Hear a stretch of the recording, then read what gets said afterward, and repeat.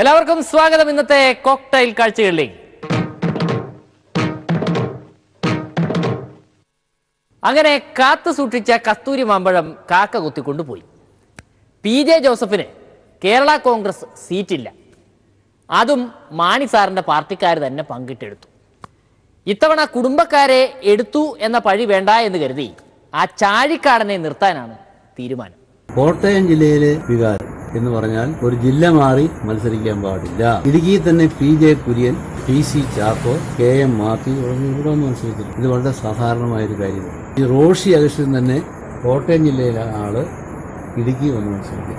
ആ ഒരു കാരണം പറഞ്ഞ് എന്റെ സ്ഥാനാർത്ഥിയെ നിഷേധിക്കുന്ന രീതിയാണ്.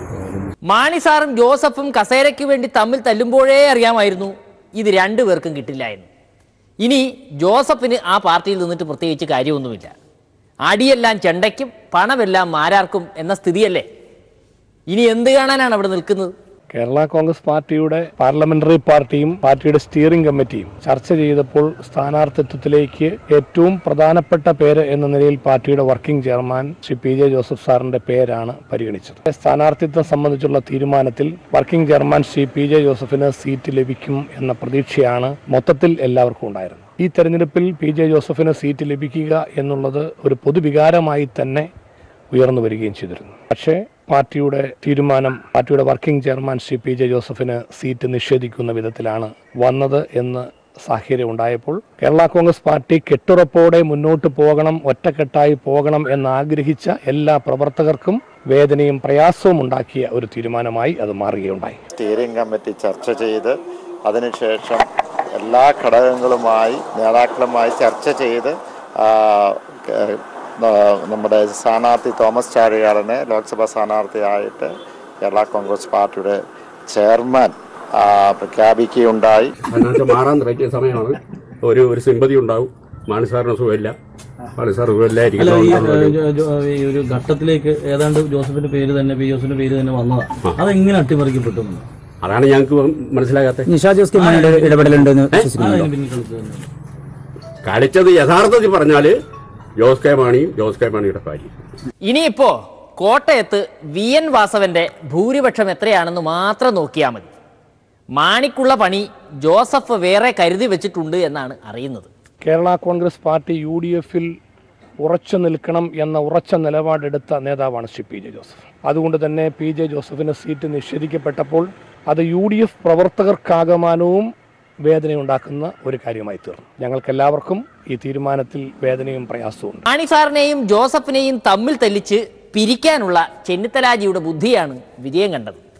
മാണി സാറിന് നേരിട്ട് പണി കൊടുക്കാതെ ജോസഫിനെ കൊണ്ട് പണി കൊടുപ്പിക്കുകയും ആവാം. എന്തൊരു ഐഡിയ! എന്നിട്ട് ഒന്നും അറിയാത്തതുപോലെ ഗ്യാലറിയിൽ നിന്ന് കളി കാണുകയും ചെയ്യുന്നു. ഇത് കേരള കോൺഗ്രസിന്റെ ആഭ്യന്തര പ്രശ്നമാണ്. ആ പ്രശ്നം രമ്യമായി അവർ പരിഹരിക്കുമെന്നുള്ളതാണ് ഞങ്ങളുടെ ഇപ്പോഴത്തെയും വിശ്വാസം. അപ്പം അതുകൊണ്ട് ഏതെങ്കിലും ഒരു കക്ഷിയുടെ ആഭ്യന്തര കാര്യങ്ങളിൽ UDF ഇടപെടേണ്ട ഒരു സാഹചര്യം ഇപ്പോൾ നിലവിലില്ല. പരിഹരിച്ചുകൊണ്ട് മുന്നോട്ട് പോകാൻ അവർക്ക് കഴിയും എന്നാണ് ഞങ്ങളുടെ വിശ്വാസം. ഏതായാലും UDF ഒറ്റക്കെട്ടായി ഒരുമിച്ച് മുന്നോട്ട് പോകും. സാധാരണ ചില സീറ്റ് വിഭജനവുമായി ബന്ധപ്പെട്ട് പലപ്പോഴും ചില പ്രശ്നങ്ങളൊക്കെ ഓരോ കക്ഷികളിലും ഉണ്ടാകാറുണ്ട്, പല കക്ഷികളിലും ഉണ്ടാകാറുള്ളതാണ്.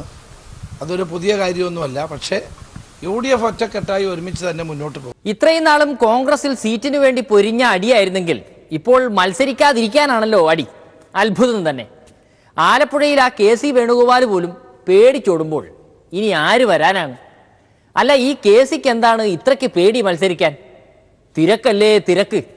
രാഹുൽ ഗാന്ധിക്ക് പോലും ഇല്ലാത്ത തിരക്കാണ് KC വേണുഗോപാൽജിക്ക്. ഇപ്പോൾ താങ്കൾക്ക് എല്ലാവർക്കും അറിയാം, നിങ്ങൾക്ക് എല്ലാവർക്കും അറിയാം, രാജ്യം അതുപോലെ കോൺഗ്രസ് പാർട്ടിയും വളരെ സുപ്രധാനമായ ഒരു തെരഞ്ഞെടുപ്പിനെ നേരിടുന്ന ഒരു കാലഘട്ടമാണ്. ലോകം മുഴുവൻ ഉറ്റുനോക്കുന്നൊരു തെരഞ്ഞെടുപ്പാണ് ഇവിടെ നേരിട്ടുകൊണ്ടിരിക്കുന്നത്. അപ്പോൾ ഈ തെരഞ്ഞെടുപ്പിൽ കോൺഗ്രസ് പാർട്ടിയും കോൺഗ്രസ് അധ്യക്ഷനും വളരെ സുപ്രധാനമായ ചുമതലകൾ എന്നെ ഏൽപ്പിച്ചിരിക്കുകയാണ്. എല്ലാ സംസ്ഥാനങ്ങളുടെയും സ്ഥാനാർത്ഥി നിർണയ ചുമതല, സഖ്യ ചർച്ചകൾ, പിന്നെ തെരഞ്ഞെടുപ്പ് പ്രവർത്തനങ്ങൾ, കോൺഗ്രസ് പ്രസിഡന്റിന്റെ പ്രോഗ്രാം അടക്കമുള്ള പ്രവർത്തനങ്ങളുടെ ഏകോപനം, ഇങ്ങനെ ഉൾപ്പെടെയുള്ള എല്ലാ പ്രവർത്തനങ്ങളും, അതോടൊപ്പം കർണാടകത്തിൽ ഒരു സംസ്ഥാന ഇൻചാർജ് എന്ന പ്രത്യേകമായ ജോലി.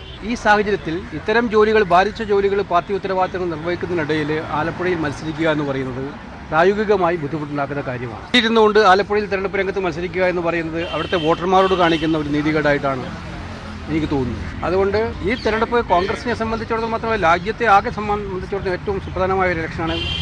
അതുകൊണ്ട് തന്നെയാണ് കോൺഗ്രസ് പാർട്ടി ഒരുപാട് ഉത്തരവാദിത്തങ്ങൾ ഏൽപ്പിച്ചിരിക്കുന്നത്. ഈ ഉത്തരവാദിത്തങ്ങളൊക്കെ നിർവഹിക്കുക എന്നുള്ളത് എനിക്ക് പാർട്ടിയോട് ചെയ്യേണ്ട ഏറ്റവും വലിയ കടമയും കർത്തവ്യവുമായിട്ടാണ് ഞാൻ മനസ്സിലാക്കുന്നത്. രാജ്യം മൊത്തം നോക്കേണ്ട രാഹുൽജി മത്സരിക്കുന്നുണ്ട്. അപ്പോഴാണ് PC ഇങ്ങനെ തിരക്കാണ് എന്നും പറഞ്ഞ് മുങ്ങി നടക്കുന്നത്. തിരക്കിന്റെ പേര് പറഞ്ഞ് മുങ്ങി നടക്കുന്നതിനേക്കാൾ പച്ചക്കങ്ങ് പറഞ്ഞുകൂടെ ഇടത് സ്ഥാനാർത്ഥിയെ സ്വല്പം പേടിച്ചിട്ടാണ് എന്ന്, അതുകൊണ്ട് തൽക്കാലം മത്സരിക്കുന്നില്ല എന്ന്. വ്യക്തിപരമായി എനിക്ക് മത്സരിക്കണമെന്ന് ആഗ്രഹമുണ്ട്, അതൊക്കെ ഉണ്ടാകാം. പക്ഷേ ഏറ്റവും വലിയ ലക്ഷ്യം എന്ന് പറയുന്നത് വിശാലമായിട്ടുള്ള പാർട്ടി താല്പര്യമാണ് എന്നുള്ളതുകൊണ്ട് ആലപ്പുഴയിൽ ഇത്തവണ തെരഞ്ഞെടുപ്പ് രംഗത്ത് മത്സരിക്കുക എന്ന് പറയുന്നത് പ്രായോഗികമായ ബുദ്ധിമുട്ടാണ്. KCക്ക് മത്സരിക്കാനൊക്കെ ആഗ്രഹമുണ്ട്. പക്ഷേ ഇടതു സ്ഥാനാർത്ഥി ആരിഫ് ആണെന്ന് കേട്ടപ്പോഴാണ് നാട്ടിലെങ്ങും ഇല്ലാത്ത തിരക്ക് KCക്ക് വന്നു ചേർന്നത്. ഹോ, ഭാഗ്യമായി. ഇടതു സ്ഥാനാർത്ഥിയെ പ്രഖ്യാപിക്കും മുൻപ് കോൺഗ്രസിന്റെ സ്ഥാനാർത്ഥികളെ പ്രഖ്യാപിച്ചിരുന്നെങ്കിൽ KC പെട്ടുപോയേനെ. ഇതാവുമ്പോൾ ഇപ്പോൾ എളുപ്പം ഊരാമല്ലോ. രാഹുൽ ഗാന്ധിക്ക് അറിയാമല്ലോ, അദ്ദേഹമാണല്ലോ ഈ ചുമതലകളിൽ എന്നെ തരുന്നത്. രാഹുൽ ഗാന്ധി ആണല്ലോ ഈ ചുമതലകളെല്ലാം എന്നെ ഏൽപ്പിച്ചിരിക്കുന്നത്. അതുകൊണ്ട് തന്നെ സ്വാഭാവികമായിട്ടും അദ്ദേഹത്തിൻ്റെ എന്റെ പ്രവർത്തന വിപുലതയെക്കുറിച്ച് വ്യക്തമായ ബോധ്യം അദ്ദേഹത്തിനുണ്ട്. ഇവിടെ പല സീറ്റുകളിലും 10ഉം 16ഉം പേരും സീറ്റിനായി കാത്തുകെട്ടി നിൽക്കുമ്പോഴാണ് KCയുടെ ഈ ഞെട്ടിക്കുന്ന തീരുമാനം. ഒരു കോൺഗ്രസ്സുകാരൻ തനിക്ക് സീറ്റ് വേണ്ട എന്ന് പറയുന്നുണ്ടെങ്കിൽ അതെന്തുമാത്രം അത്ഭുതപ്പെടുത്തുന്ന സംഭവമാണെന്ന് ഓർക്കണം. ഈ അത്ഭുതത്തിന് രാഹുൽ ഗാന്ധിജി അനുവാദം നൽകിയോ ആവോ. ആലപ്പുഴയിൽ KC പിന്മാറുന്നത് തിരക്കായിട്ടാണ് എന്നെങ്കിലും പറഞ്ഞല്ലോ. കണ്ണൂരിൽ ആ K സുധാകരൻജി പിന്മാറുന്നു എന്ന് പറയുന്നതിന്റെ കാരണം എന്താണ്? തോൽവികൾ ഏറ്റുവാങ്ങാൻ ഇനിയും കേസുവിന്റെ ജീവിതം ബാക്കിയില്ല എന്നതുകൊണ്ടാണോ? എത്ര പ്രാവശ്യമാണെന്ന് കരുതിയാണ് തോൽക്കുക? ആ വാർത്ത ശരിയല്ല. ഞാൻ അങ്ങനെ എവിടെയും മത്സരിക്കാനില്ല എന്ന് ഞാൻ പറഞ്ഞിട്ടില്ല. ഈ എല്ലാ ആളുകൾക്കും അവരവരുടെ ഒരു വ്യക്തിപരമായ അസൗകര്യങ്ങൾ ഉണ്ടാകും. ആ അസൗകര്യങ്ങൾ പറയുന്നത് മത്സരിക്കില്ല എന്നതുകൊണ്ടല്ല. എനിക്ക് എൻ്റേതായ അസൗകര്യങ്ങൾ ഉണ്ടാകുമ്പോൾ ഞാനത് നേതാക്കളോട് പറയും, എനിക്ക് ഇന്ന അസൗകര്യങ്ങളുണ്ട്, ഒഴിവാക്കാൻ പറ്റുമെങ്കിൽ ഒഴിവാക്കണം. അത് സ്വാഭാവികമാണ്. ഓരോ മണ്ഡലത്തിലും സീറ്റിന് വേണ്ടി കോൺഗ്രസ്സുകാരുടെ കടിപിടിയായിരുന്നല്ലോ ഇത്രയും നാൾ. ഒരു മണ്ഡലത്തിൽ 10ഉം 15ഉം പേരാണ് ടിക്കറ്റ് കിട്ടാനായി ക്യൂ നിന്നത്. എന്നാൽ ഇടത് സ്ഥാനാർത്ഥികളെ പ്രഖ്യാപിച്ചതോടെ മത്സരിക്കാൻ തന്നെ കോൺഗ്രസ്സുകാർക്ക് ഇഷ്ടമല്ലാതായി. നിൽക്കുമോ എന്ന് കോൺഗ്രസ്സുകാരോട് ചോദിച്ചാൽ ഇതാണ് ഉത്തരം. ആ സുധാകരൻജിയാണ് ഇപ്പോൾ അനുസരണയുള്ള പാർട്ടിക്കാരനാകുന്നത്. എന്തോ പന്തികേടുണ്ട്. അതുകൊണ്ട് കേരളത്തിലെ കോൺഗ്രസ് സീനിയർ നേതാക്കന്മാർ മത്സരരംഗത്ത് നിന്ന് മാറുന്നു എന്ന പ്രചരണം ഒരിക്കലും ശരിയല്ല. കേരളത്തിലെ എല്ലാവരും ഹൈക്കമാൻഡ് പറഞ്ഞാൽ നിൽക്കുന്ന സ്ഥാനാർത്ഥികളാണ്. ആരും അതിനെ ധിക്കരിക്കുന്ന ഒരാളും കോൺഗ്രസിന് കേരളത്തിൽ ഇല്ല എന്നുള്ളതാണ് എൻ്റെ വിശ്വാസം.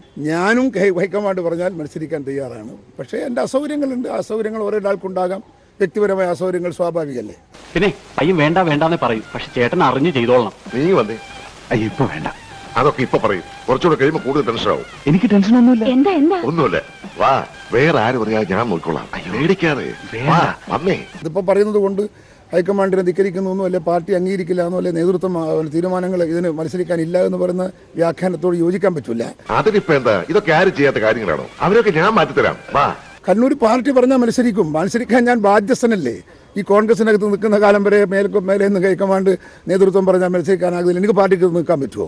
ഞാനൊരു ഡിസിപ്ലിൻഡായ ഒരു പാർട്ടി പ്രവർത്തന നിലക്ക് I want to do it. ഒരു പാർലമെന്റ് തെരഞ്ഞെടുപ്പ് നടക്കുമ്പോൾ എല്ലാവർക്കും ഇങ്ങനെ തിരക്കായാൽ പിന്നെ ആര് മത്സരിക്കും? KC വേണുഗോപാലിന്റെ അസൗകര്യം നിങ്ങൾക്ക് ആലോചിച്ചാൽ മനസ്സിലാവുന്നതാണ്. എത്ര ഫേസ് ഇലക്ഷൻ? 7 ഫേസ് ഇലക്ഷന്റെ സ്ക്രീനിംഗ് കമ്മിറ്റിയിൽ വ്യത്യസ്തമായ സമയങ്ങളിൽ വരുന്ന സ്ക്രീനിംഗ് കമ്മിറ്റിക്കകത്ത് വളരെ ഉത്തരവാദിത്വം വഹിക്കേണ്ടുന്ന ഒരാളാണ് സംഘടനാ ചുമതലയുള്ള ജനറൽ സെക്രട്ടറി. അപ്പോൾ അദ്ദേഹം ഇവിടെ സ്ഥാനത്ത് അവിടെ നോമിനേഷൻ കൊടുത്തിട്ട് ഇവിടെ വന്നിട്ട് സ്ക്രീനിംഗ് കമ്മിറ്റിയിൽ ഇരിക്കാതിരിക്കാൻ പറ്റുമോ? അദ്ദേഹത്തിന് അത്ര ഉത്തരവാദിത്വം ഉണ്ട്. ആ ഉത്തരവാദിത്വം ഉള്ളത് കൊണ്ടാണ് അദ്ദേഹം മത്സരിക്കുന്നില്ല എന്ന് പറയും. അദ്ദേഹം നേരത്തെ അവസാനം വരെ പറഞ്ഞല്ലോ ഞാൻ മത്സരിക്കാൻ തയ്യാറാണ്. ട്രോളന്മാരുടെ നിരന്തരമായ അഭ്യർത്ഥനയെ മാനിച്ച് നമ്മുടെ കുമ്മനംജി കേരളത്തിലേക്ക് തിരിച്ചെത്തിയിരിക്കുന്നു. ഗവർണർ പദവിയുടെ സുഖലോലുപത ഇട്ടെറിഞ്ഞിട്ടാണ് സുഹൃത്തുക്കളെ ട്രോളന്മാരെ സന്തോഷിപ്പിക്കാനായി കുമ്മനംജി കേരളത്തിലേക്ക് വണ്ടി കയറിയത്. കുമ്മനംജി പഴയ കുമ്മനംജിയല്ല. മിസോറാമിലേക്ക് വെറുതെ ഗവർണർ പണിക്ക് പോയതുമല്ല. അടവുകൾ പലതും പഠിച്ചിട്ടാണ് മടക്കം. വിമാനത്താവളത്തിൽ ഇറങ്ങിയപ്പോൾ തുടങ്ങിയ ഇംഗ്ലീഷാണ് ഇതുവരെ നിർത്തിയിട്ടില്ല. ഹോ, എന്നാ മാറ്റമാ. Reformation movements to come forward. So the Kerala situation is very ripe for the reformation movement.